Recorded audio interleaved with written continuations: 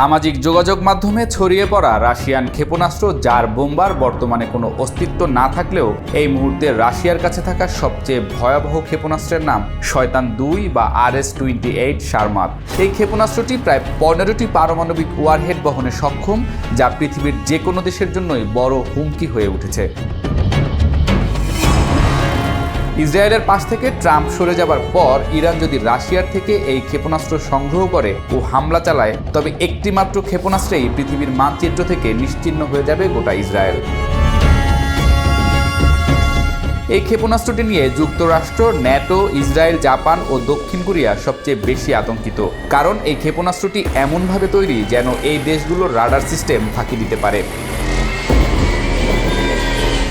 বিশ্লেষকরা বলছেন, যদি রাশিয়া এই অস্ত্র সরবরাহে সম্মত হয় এবং ইরান এর ব্যবহার শুরু করে, তাহলে শুধু ইসরায়েলের প্রতিরক্ষা ব্যবস্থা নয়, গোটা মধ্যপ্রাচ্যের ভূ-রাজনৈতিক ভিত্তিও ধসে পড়বে।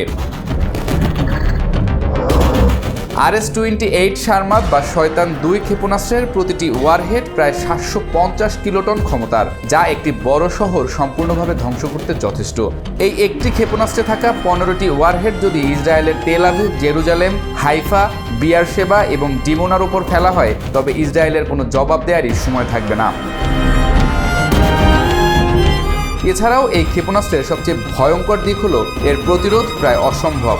হাইপারসনিক গতিতে চলা প্রতিটি ওয়ারহেড বিভিন্ন দিক থেকে আঘাত আনতে পারে, যা বর্তমান রাডার বা ক্ষেপণাস্ত্র প্রতিরক্ষা ব্যবস্থার জন্য কার্যত অদৃশ্য। বিশ্বজুড়ে এখন প্রশ্ন উঠছে, যদি ইসরায়েলের বিরুদ্ধে এই অস্ত্র ব্যবহার হয়, তবে কি পরমাণু যুদ্ধের সূচনা হবে? আর যদি না হয়, তাহলে ইসরায়েল নিজের অস্তিত্ব রক্ষা করবে কিভাবে?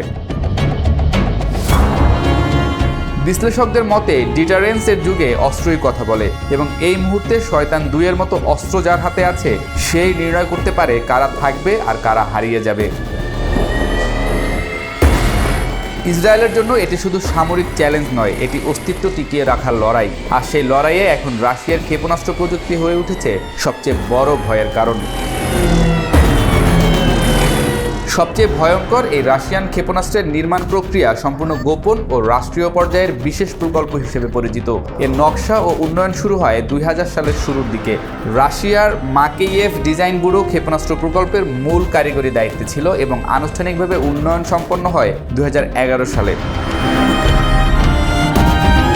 এই ক্ষেপণাস্ত্র 3 ধাপ বিশিষ্ট তরল জ্বালানি চালিত, যার ইঞ্জিন অত্যন্ত শক্তিশালী এবং পৃথিবীর যে কোনো প্রান্তে দীর্ঘ পাল্লার আঘাত হানতে সক্ষম। RS-28 এর উৎপাদন কাজ হয় ক্রাসনোয়ার্স মেশিন বিল্ডিং প্লান্ট নামক একটি রাষ্ট্রীয় সামরিক কারখানায়। এটি রাশিয়ার রসকসমস মহাকাশ সংস্থার অধীন। পুরো প্রক্রিয়ায় উচ্চমানের নির্ভুলতা বজায় রাখা বাধ্যতামূলক, কারণ একটি ক্ষেপণাস্ত্রে থাকে 10 থেকে 15টি পারমাণবিক ওয়ারহেড, যা একাধিক শহরে একযোগে আঘাত হানতে পারে।